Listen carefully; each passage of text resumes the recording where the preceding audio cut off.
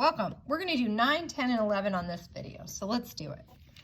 Question 9 says, the following is a histogram showing the actual frequencies of the closing of this stock price over a 50-day period. Okay, so one day, in fact, it looks like 13 days out of the 50, the stock price was between 0 and just under 10. So, what would classify as the third quartile? Okay, so that's just the median of the upper half. So let's write a couple things down. Well, what's the median? The median is the number in the middle. So you say to yourself, well, the middle of what? Well, if you collected 50 numbers, there'd be 25 lower numbers and 25 higher numbers. So the number in the middle is somewhere between the 25th and the 26th number. That's the middle of the middle of all the data. Well, what would be, we could also call that quarter 2, halftime of the ball game. But what's quarter 3? Well, it's the special name we give to the middle of the top higher numbers. And quarter 1 would be the middle of the bottom. So if I can find the median, I can find the median of the top half. So I'm just doing the same thing again. So a lot of students might think, well, I've found a shortcut. To find quarter 3, I just want to know what's a quarter of this. Okay. So it's about 12. If I count down from the top, I want to go down about 12 or 13, and that's the middle of the bottom. And half of 25 is 12 and a half. This is 12 and a half. Okay, so I can't cut a day in half, but right around the 13th highest is going to be my third quarter. So I can count these up or count down. So this is 1 day, 2 days,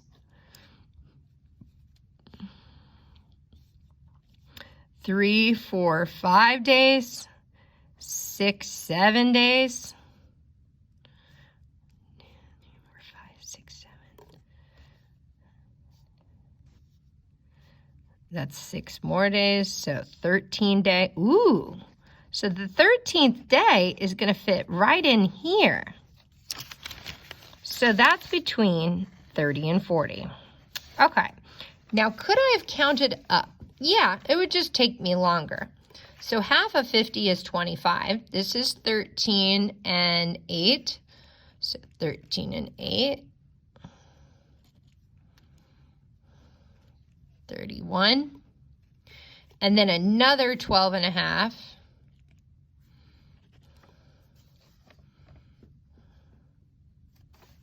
So to get to the 25th, I went past it, right? But then I want another 12 and a half. So 37 and a half. So when I count both of these, I get 31.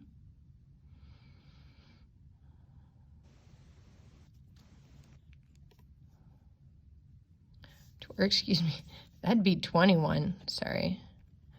21 in these two.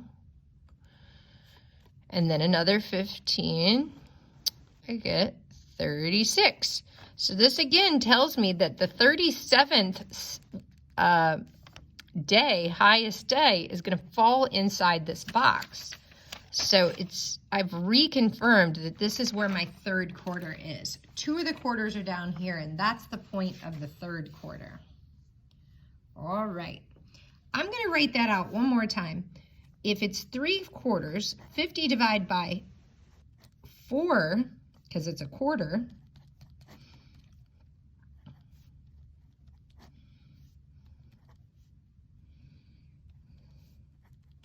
so each quarter is 12 and a half days.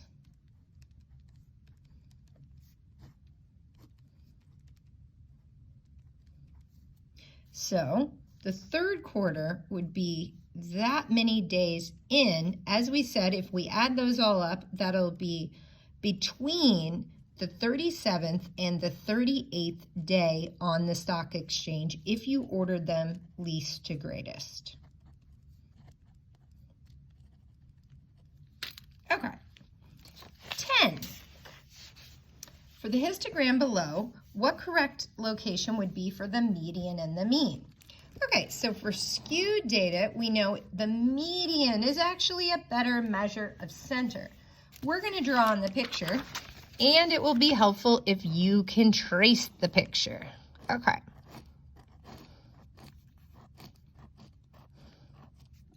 So in skewed data, the best measure of typicalness would actually be, if you, gun to your head, had to describe typicalness, it would have to be the people that have this data set. So our median, or maybe this data set. So these are the people that are typical. And that's why we like the median. So I would say here at 3 is our median. Now, why do we not like our mean? Well, our mean is being pulled down by these really low values. So this is called left skewed data because the data, the mean, is pulled to the left of the mean. So this, if it's left skewed data, the mean has to be the one on the left because that's how it got its name. All right, well, that looks like number 2.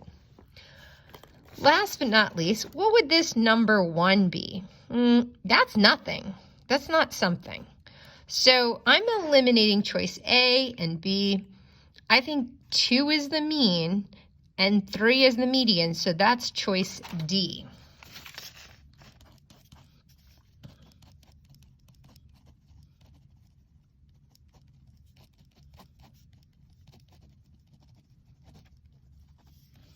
Beautiful. Now let's check out the last question. It says the mean age of 4 people in a room is 30 years. A new person who is age 50 enters the room. What is the mean age of the 5 people in the room now? Awesome. So first, you want to make up a situation where this would work. You have 5 people. Or hold on, 4. You start with 4 people. You know their average age is 30. So, you know, there's a lot of choices here, but couldn't all 4 people just be 30? And that's why the average age of the people in the room is 30, because they just happen to all be 30. Now, there's an infinite number. Not infinite, but there's a lot of ways this may be infinite if we let negatives into play. But neither here nor there, this works, correct? Now, if we added another person to the room, we don't know their age, so we'll call that X. Now, before, when I had 4 people in the room, the average, when I divided by 4, 30 plus 30 plus 30 plus 30, which is just 4 times 30 over 4, the average was 30.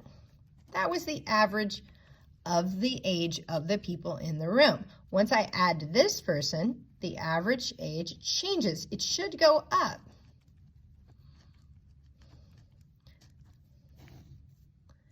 And now that number changes because now I have 5 people in the room. Now we use algebra to solve.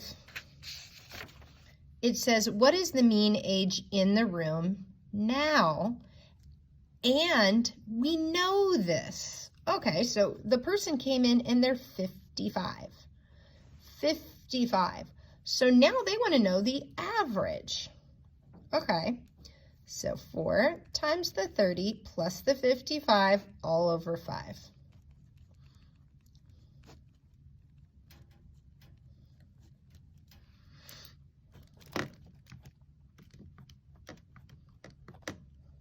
$35. Thanks for joining us. Please let me know in class if some of these you'd like extra examples on. Thanks for joining us.